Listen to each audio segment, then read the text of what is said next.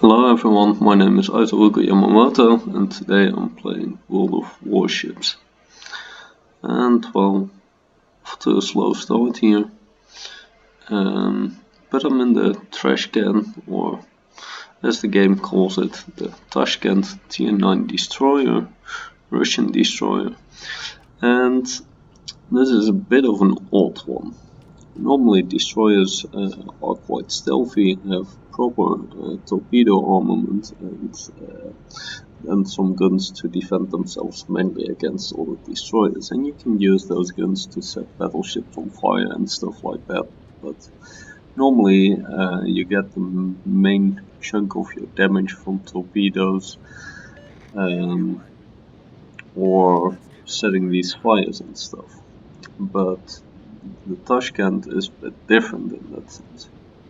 As you might notice on the minimap here, I've got a detectability of over 9 kilometers, so it's really not stealthy. Now, I've actually invested nothing at all in stealth. There's a camouflage on here, a pretty ugly one if you ask me, but hey, it's a permanent camouflage. But I do not have the upgrade module, and I don't have the concealment skill. The reason for that is that I'm using a maneuverability build, because the Tashkent is actually quite good at open water gunboating. So instead of sitting behind an island or using your stealth, you'll just be spotted a lot and try to not get hit, and that's the way you want to survive with this ship. Now in this battle, the lineup is quite good actually. There's only one enemy destroyer, and that means that if he's not in the D cap but instead going to A, then I can probably cap D, although the shores Fiji, they have fairly similar detectability to mine, and of course the Tallinn and Alaskas might be able to raid on me. But if I know where they are, I could cap D, I might actually get lucky there. Before I go in though, I do want to know if the Z-46 is around. It would of course spot me pretty early on, but I can see here that the A cap is being taken, so yeah, we should be clear to actually go into D. As you can see, I already have the enemy ships on this flank in range, with a massive 15 kilometer gun range that is upgraded by the advanced firing training skill, and I think I also use the gunfire control systems, but I'm not quite sure about that one. No, I don't think so actually, but quite a massive amount of range really. But we're not yet using that. I promise there will be a lot of shooting, and trust me, there will be. First though, I'm gonna take this cap, because since I'm the only destroyer, it would be quite nice if I can take it before I get spotted for the rest of the battle, or arguably the rest of the battle. Now, while torpedoes are not necessarily the strongest weapon of the Tashkent, it does actually have torpedoes ranging 8 kilometers, and while that's less than the detectability in the configuration that I'm using, this knife now at 10 kilometers might approach this entire 2 kilometers. So I'm dropping these torpedoes, and well, we'll see. And this is where I start running away, start shooting. Can't hit the Gneiss now anymore but well, we simply switch targets to the Amagi and yeah, rain fire upon the Amagi. So what I want to do is get into a position where I can consistently spot and perhaps hit and perhaps spot these battleships. In the meantime, I do in fact take out the Gneiss now with my torpedoes, So yeah, that's pretty awesome when you do like these torpedoes. We've gotten down this Amagi and he's not even gonna bother shooting. He probably doesn't feel that I'm that big of a threat to him. But well, while I might not do that much damage per salvo, I shoot really quickly, and we can see I actually do a fair bit of damage on him. Set him on fire. Basically, with any shot that I do hit, I also deal some damage. So as long as I can keep shooting at him, I'll definitely work him down. There we go, another 1000 damage.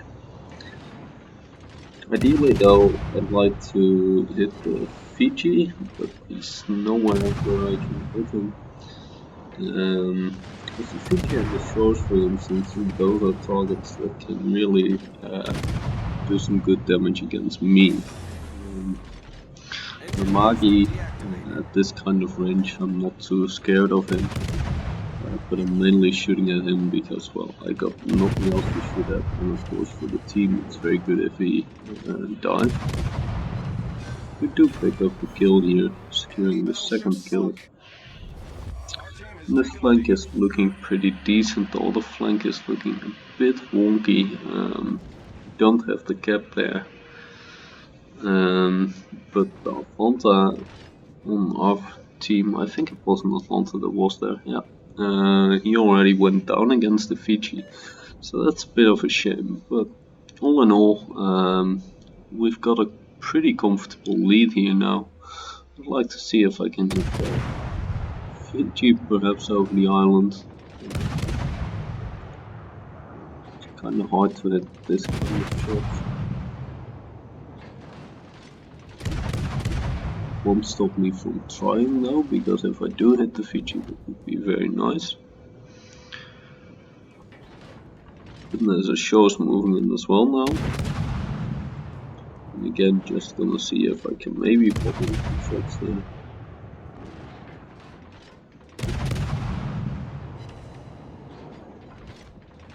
So now the Alaska shows up, and the Alaska, well, if he decides to start shooting for me, I'll definitely need to take some caution there,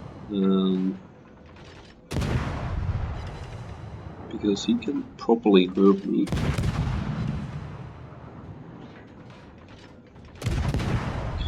But then again, if I can get some fires on him, I can just burn him down, I can get the shield in and just keep hurting him a little. It'll take a while before he's done, but I'm not alone here, so...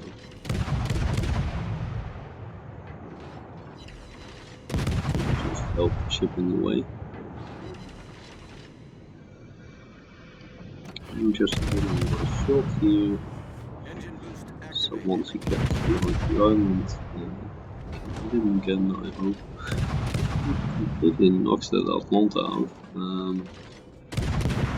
Bit inconvenient. He radars me, but weirdly he doesn't actually shoot for me. If he probably want to shoot me. Apparently not though.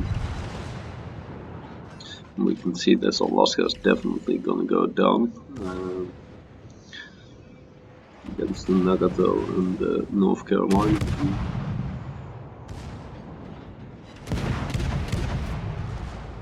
This time he did actually decide to shoot for me, not too painful there, so that's okay.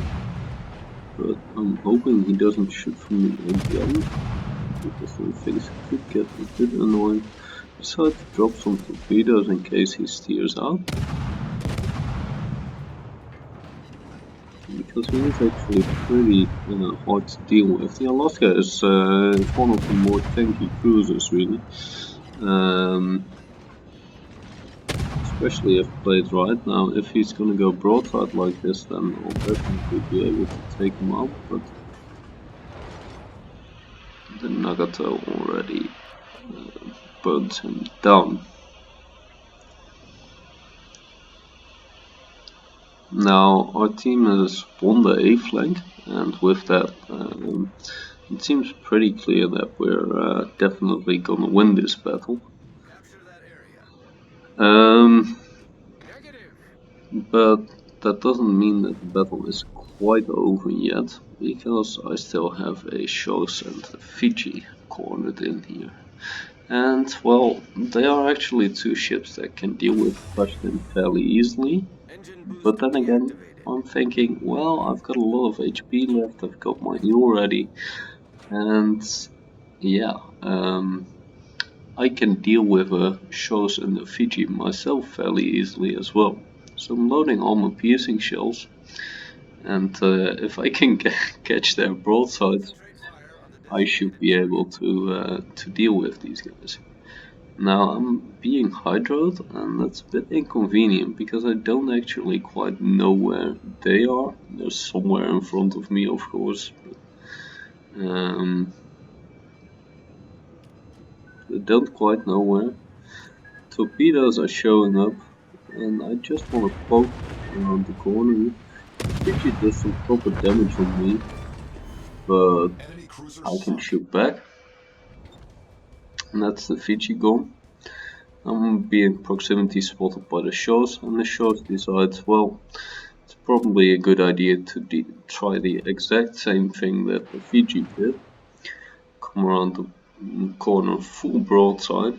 So I just back up a little, spot the Fiji, blow him straight out of the water. Both were really low HP, of course, but still two very easy kills there. Now it's just a hunt for the destroyer.